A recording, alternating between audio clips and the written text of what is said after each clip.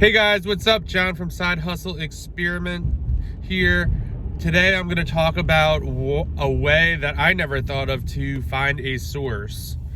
So today I thought of it last night. I was just kind of scanning books, thinking about who to reach out, how to find another source or some more sources for books.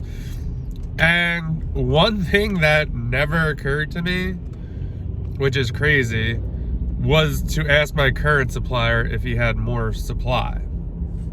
Now he doesn't, so I mean, whatever. But what I also asked him is, do you know anyone else who might? And he said, actually I do. I know a bunch of people. And he's gonna reach out to them on my behalf and just try to see if they have any supply they're looking to sell.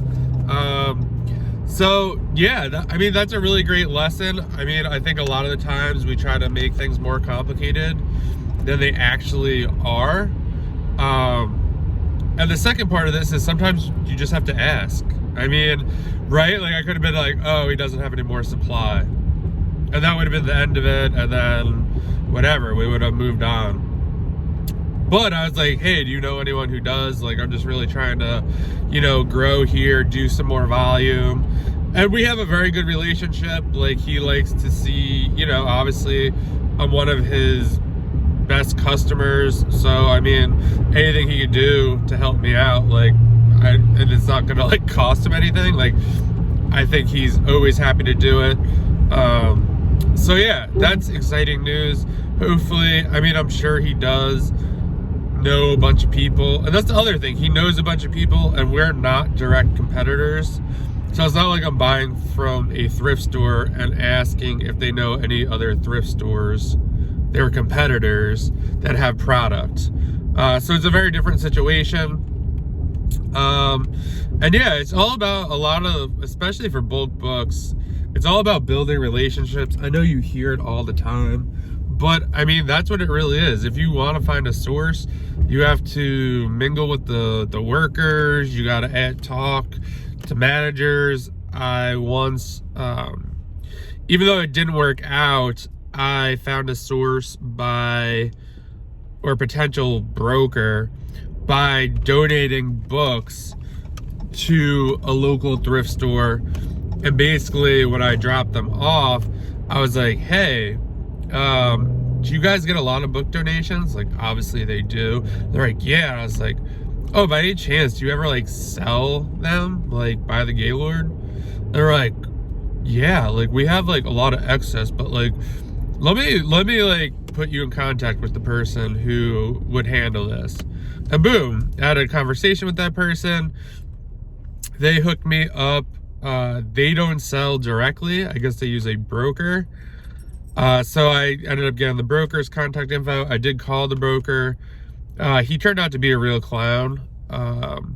So yeah, we never did business together or couldn't make it work. So yeah, but that's one way to do it. So yeah, just don't overthink it. Sources, just think about where you buy books, how you could maybe build on a current relationship. Maybe there's the person you're dealing with, maybe they know someone, or maybe, for instance, if you're buying maybe at a Goodwill, maybe you could ask them if they know any other store managers in your area that might have books at another store. So yeah, just ask around. You just never know. If you're a good customer, not a pain in the butt, and are always, willing to do whatever, you just never know what could happen.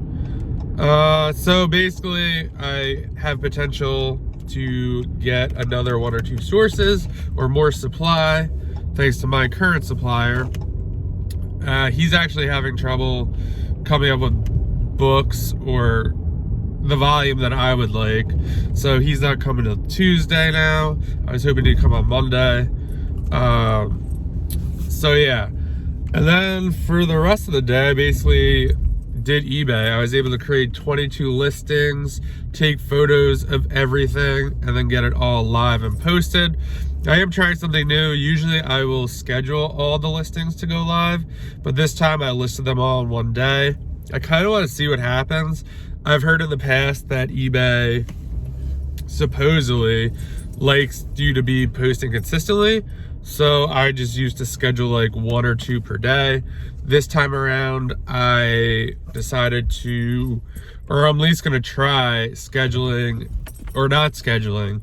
So when I have a batch, I'm just gonna list everything and then see what happens. See if sales go up, see if sales go down. I mean, I feel like a lot of the stuff I sell is like people are looking for it.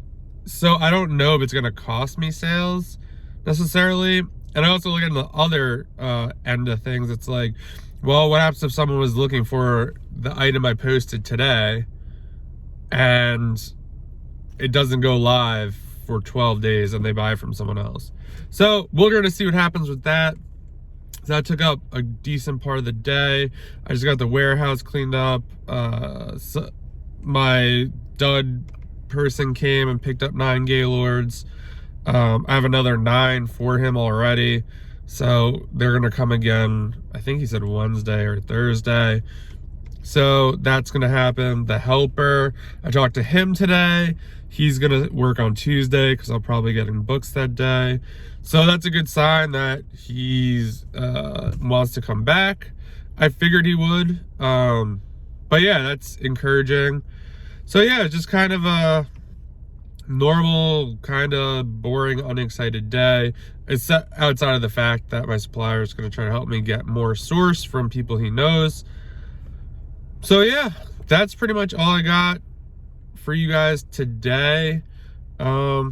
Yeah, let me know what you think about it in the comments. Like I said, yeah, don't overcomplicate things. Just, if you're already buying from someone and you're happy with their product, just ask if they have more. I assumed he didn't have more, but that would be Buster.